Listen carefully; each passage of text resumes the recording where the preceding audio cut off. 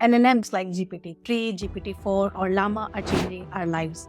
You have a question or looking for a comprehensive research-based answer, LLMs come to rescue. But did you know the quality of the output of these LLMs actually depend on the input or the prompts that we are writing? Sometimes we get really good outputs, sometimes it's a flop show. A lot of these famous LLM models are very generalistic. So in order to get specific business needs, they might need some tuning. There are two ways to get better outputs from LLM models. Number one is model source, and number two, by interacting with the model. Your model could be off the shelf. It means that you just download it and start using it. Fine-tuning it means that you adjust some parameters and give loads of examples to train the model on a specific domain so that it learns the nuances or terminology used in the domain like medical science, legal system, etc. And a complete pre-training means you build your LLM right from scratch. You can also improve the model by interaction. By writing prompts with the persona, context, and few examples can give you a decent response.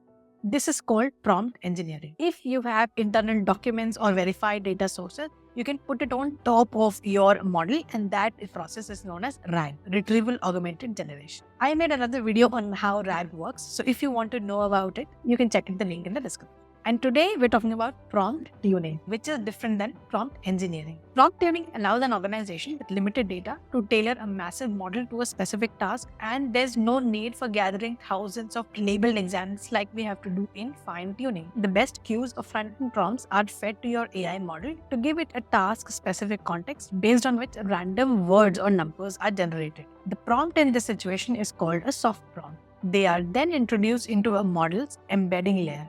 An embedding layer in a large language model is a special layer that transforms discrete categorical inputs like words or tokens into dense continuous vector representation. These vectors capture semantic meaning and relationship between different words. In simple language, imagine that you have a really big dictionary with millions of words. Instead of storing their definitions or meanings, you store them as a set of numbers. These numbers represent how the words relate to each other. This is basically what an embedding layer does to AI models. Let's look at what's happening to that prompt that's added to the text embedding layer. If, for example, we have a sentence, the quick brown fox jumps over the lazy dog, what happens is that some random numbers are generated and then added in the prompt embedding layer based on the prompt state. A big difference between fine-tuning and prompt tuning is that in fine-tuning, you will give examples to that text embedding layer and the model itself will be updated. But in the prompt tuning, you never touch the model. The model is completely logged. And what you do is basically update that prompt embedding layer. Inside the prompt embedding layer, there are random numbers called virtual tokens. Virtual tokens are prepended to an input before giving it to the large language model. Virtual tokens are not understandable to humans. They don't correspond to actual words, but they act as learnable prompts to guide the model's behavior for specific names.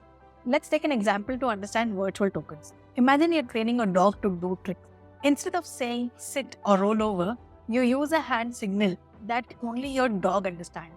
Over time, the dog learns that whenever you make that signal, it should do a specific trick, even though the signal itself doesn't mean anything to anyone else. So now we are not giving handcrafted text prompts to the model, but they are replaced by AI designated prompts or called soft prompts. These soft prompts can be high level or task specific and act as a substitute for additional training data. Soft prompts have been shown to outperform the human engineered prompts. But how is it possible that these randomly generated numbers are doing so better than the language that you and I speak? It could be English or anything else. The reason is that large language models do not understand these facts or words, but they work with the embeddings of these words, which is numbers. And if you create something of a number which is close to those understandable prompts, then you basically improve the large language models with the prompts that are generated completely automatic and are not prone to the mistakes of human beings. But do keep in mind that one drawback of prompt tuning and soft prompts in general is its lack of interpretability, which means that the AI-generated prompts optimize for a given task but often can't explain why it shows those embeddings. In order to better understand what we discussed so far, let's say there is a pre-trained model, probably a large language model. Let's see how we can tailor this pre-trained model for specialization. For fine-tuning, we supplement this model with tunable examples. For instance, we are tuning a model on how to detect tumors in human body. So, we give it hundreds and thousands of examples of tumors and abnormal textures or shapes of human organ so it can learn what are the parameters to diagnose a tumor. Once that's done, we give this model input data and it should be able to perform a specialization.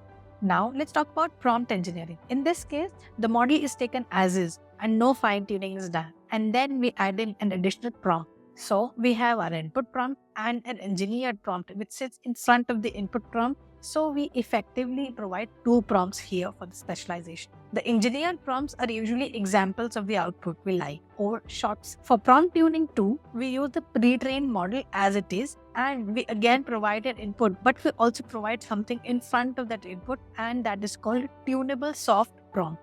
That is generated by the AI itself and it's the combination of these two things that allow us to use the model in a specialized way. Prompt tuning is especially helpful in the field of continuous learning, where the AI models need to learn about continuous developments without forgetting the old one. For example, learning about the latest developments in medical science. Prompt tuning also helps to adapt your model to specialized tasks faster than fine-tuning and prompt engineering, making it easier to find and fix problems.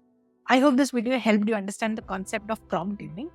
If you like this video, please hit the like button and subscribe for more such content. If you want to understand the difference between fine-tuning and RAG, which are some of the ways how you can improve the capabilities of LLM models, watch this video I made earlier. Thanks for watching the video. I'll see you in the next one. Until then, take care and bye.